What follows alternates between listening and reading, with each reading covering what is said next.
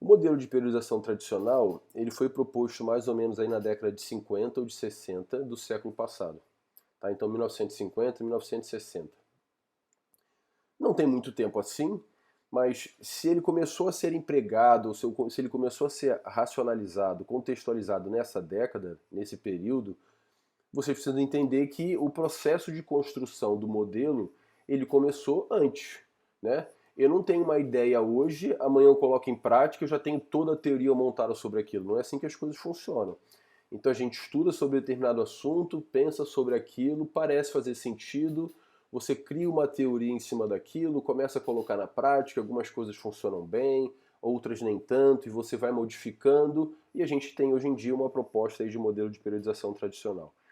O que é importante também entender nessa época, que como eu disse para vocês anteriormente, o contexto de formação esportiva, o contexto de rendimento esportivo é completamente diferente do que a gente tem hoje em dia. Então a gente não tinha tantos atletas profissionais, tantos atletas, tantas pessoas que viviam exclusivamente do esporte. Então era um modelo que estava realmente preocupado com a formação desses atletas para que eles participassem de competições, com a elevação do desempenho esportivo, com a capacidade de você melhorar a sua condição esportiva para depois você competir. São dois modelos também que foram propostos na antiga União Soviética, né, na Rússia. Então a gente precisa também entender que às vezes até o contexto ou a condição climática do ambiente vai influenciar na maneira que ele pensa a organização do treino. Se a gente pensar que é um país extremamente frio, ou pelo menos na maior parte do ano a gente tem uma condição onde é frio, e não existiam tantas instalações esportivas indoor, fechadas como a gente tem hoje em dia, durante um período muito grande do tempo, dependendo da modalidade esportiva, o atleta não poderia treinar o próprio esporte dele. Então vamos pensar aí a galera da natação, do remo, do caiaque, são esportes que você precisa de um ambiente talvez outdoor que seja favorável. Se você não tem essa condição, você tem que treinar numa condição que eles chamam na literatura, uma condição geral. Uma condição que é distante da condição do esporte, que é a condição específica, mas que também te permite uma melhora de condicionamento físico, a melhora da força, uma melhora da sua condição geral. Então, esse é o contexto mais ou menos aí do modelo de periodização tradicional. Só que chegou no momento, ali por volta da década de 80, também do século passado, então alguns de vocês estavam nascendo, eu também, que eles começaram a perceber o seguinte: opa, talvez o modelo de periodização tradicional não atenda plenamente às condições atuais, o contexto atual de rendimento esportivo. Falando da década de 80, e hoje é muito mais diferente ainda, né? Porque os atletas começaram a se tornar cada vez mais profissionais, o nível de desempenho dos atletas melhorou muito, existia já uma condição de troca de informação entre os treinadores por causa de jogos mundiais, jogos olímpicos, né? Então, houve uma crescente aí em termos de conhecimento de assuntos relacionados à periodização. Então é importante também a gente destacar, quando eu falo periodização do treinamento esportivo, quando eu falo treinamento esportivo, a gente precisa conhecer, eu não sei se profundamente, mas a gente precisa ter um conhecimento muito bom de todas as áreas que são relacionadas ao processo de treinamento de um atleta. Então, quando eu falo periodização, eu preciso saber biomecânica, fisiologia, treinamento esportivo, preciso saber alguma coisa, dependendo da modalidade esportiva, de problemas articulares, lesões, doenças mais comuns associadas àquele esporte. Preciso saber alguma coisa de nutrição, dependendo da idade, alguma coisa relacionada à pedagogia, à didática. Preciso saber alguma coisa, às vezes, de psicologia. Então, a periodização, ela visa organizar todo esse complexo de estímulos que o atleta recebe. Não é só a parte física, que esse é um outro erro também que as pessoas têm, que os treinadores têm. Só colocam na periodização aquilo que o atleta faz na piscina e todo o restante fica dissociado do treino. Então isso é um erro.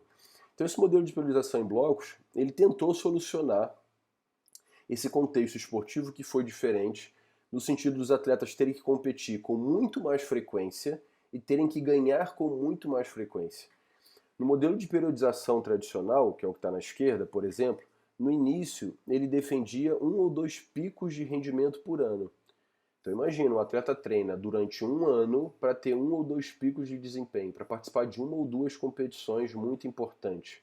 A gente sabe que hoje em dia, para a maior parte dos esportes, isso é quase que impossível. Os atletas competem com muita frequência, é um campeonato estadual, é um nacional, um pan-americano, daqui a pouco tem um brasileiro. Então os atletas participam de diversas competições e eles precisam, até certo ponto, apresentar um desempenho muito bom em todas essas competições, porque por trás disso tem um compromisso com o clube, tem um compromisso com o patrocinador. Então existe um contexto realmente que é diferente. Então a ideia é que vocês conheçam os dois modelos. Sinceramente, não existe um modelo melhor do que o outro. Então a gente vê na literatura diversos autores que defendem ainda o modelo de periodização tradicional, mesmo para atletas muito bons, para atletas de nível olímpico, e existem diversos argumentos que justificam realmente isso, que a gente vai discutir aí mais para frente.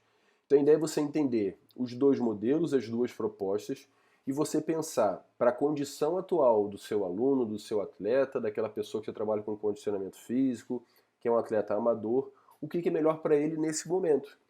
E nada impede que, às vezes, num ano ou num ciclo de vários anos, você utilize durante alguns momentos o modelo tradicional, em outros momentos o modelo em bloco. Dentro dos dois modelos você pode fazer os modelos com uma duração menor ou uma duração maior. Tudo isso depende do seu objetivo. Então é por isso que é importante que a gente entenda o que a gente está fazendo, para que a gente não fique só repetindo as coisas, repetindo em termos de fazer aquilo, sem entender exatamente onde a gente está pisando, por que eu estou fazendo aquilo, né? Então é importante que a gente entenda.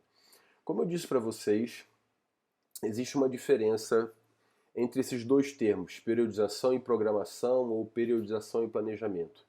Mais recentemente, as periodizações têm recebido muitas críticas na literatura de diversos pesquisadores, e o argumento que eles usam é o seguinte: a periodização passa a falsa ideia, a falsa sensação de controle de tudo o que acontece no treinamento. Então imagina que vocês são treinadores da vida de vocês e vocês planejam a vida de vocês. A gente sabe que a vida ela é muito complexa.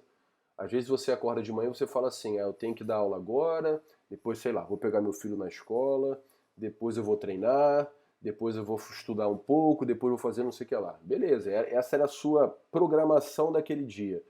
Aí quando você acorda de manhã, seu carro está quebrado. Aí você já tem que obrigatoriamente levar o carro no mecânico. Então a gente sabe que existem problemas no dia a dia. O atleta ficou doente, o atleta brigou com a namorada, brigou com o namorado, ele teve um problema na escola, ele tem uma prova, tem alguma atividade na escola que ele não pode faltar, tem um compromisso com o patrocinador. A gente sabe que todas essas coisas, às vezes, que acontecem em cima da hora, podem fazer com que aquilo que parecia ser previsível se torne imprevisível. E até mesmo o processo de adaptação, ele não é tão previsível assim. Isso é muito bacana a gente entender. Então existem diversos estudos que mostram indivíduos que fazem o mesmo treinamento em termos de carga externa. Pessoal, se eu usar alguma nomenclatura, algum termo que vocês não entenderem, me parem aí, por favor. Que diversos estudos que mostram indivíduos, atletas ou não atletas, que fazem estímulos de carga externa que são semelhantes. Então, por exemplo, na natação, nadam a mesma distância, com a mesma intensidade relativa, porque as pessoas têm níveis de condicionamento físico diferentes, e o resultado daquilo, às vezes de maneira aguda, de maneira crônica, é completamente diferente. E a gente sabe também que mesmo que o indivíduo realize o mesmo treino em duas condições diferentes, a reação do organismo àquele mesmo tipo de estímulo pode ser diferente. Então, o que a gente tem que ter em mente aqui talvez seja o seguinte: as periodizações nunca quiseram passar a ideia de que elas conseguem controlar tudo. A periodização, pelas minhas leituras e pelo que eu faço, pelo que eu percebo, elas têm a preocupação de te tentar ajudar a organizar o seu treinamento. Se você algum dia acreditou que a vida fosse completamente previsível, isso foi um equívoco seu, isso não era um equívoco da periodização. Então a gente precisa entender que quando eu monto a minha periodização e eu desenho um mesociclo, seja lá quais forem as características dele, quando eu desenho isso antes do atleta fazer o treinamento, eu tenho uma previsão do que pode acontecer. É como se fosse uma previsão do tempo. A previsão do tempo não é uma certeza do que vai acontecer, é uma possibilidade. Então a previsão do tempo, com vários recursos tecnológicos, no século XXI, às vezes erra a previsão do tempo, imagina a gente, que é super limitado na interpretação das informações. Então você enquanto treinador, enquanto professor, quando você está planejando, quando você está periodizando o treino do seu atleta, do seu aluno, o que você tem em mente é o que possivelmente vai acontecer em função das suas experiências anteriores, do contato, do relacionamento que você tem com o atleta, você conhece a característica do atleta, você sabe que tem atleta que precisa descansar mais, atleta que pode descansar menos. Então, isso tudo é uma possibilidade do que vai acontecer. E é justamente a expertise do treinador em manipular essas informações, em conhecer essas informações, que vai fazer com que a periodização seja feita da melhor maneira possível. Tá? Então não tem nada aqui de horóscopo, de superstição, não tem nada disso. É um processo de organização para poder facilitar o nosso entendimento da vida aí. Então, e a programação, por outro lado, isso tudo é periodização, me desculpe. E a programação, por outro lado, é a tentativa de planejamento das atividades mais práticas do dia a dia. Então, a periodização, ela não vai falar para você assim quanto você tem que treinar, com qual intensidade você tem que treinar, quantas vezes na semana. Isso não é responsabilidade da periodização. Isso é uma responsabilidade da programação do planejamento do treino. Então, você poderia até ter dois atletas ou dois grupos de atletas com uma periodização muito parecida, mas com programações completamente diferentes. Então você tem dois atletas que vão participar da mesma competição amadora, vão participar do Rei e Rainha do Mar, mas um consegue treinar só 3 vezes na semana e o outro consegue treinar 4 vezes na semana. Então você pode ter o mesmo desenho da periodização para esses dois indivíduos ou grupos de sujeitos, mas a programação deles é diferente, porque eles têm tempo ou sessões na semana que são diferentes também.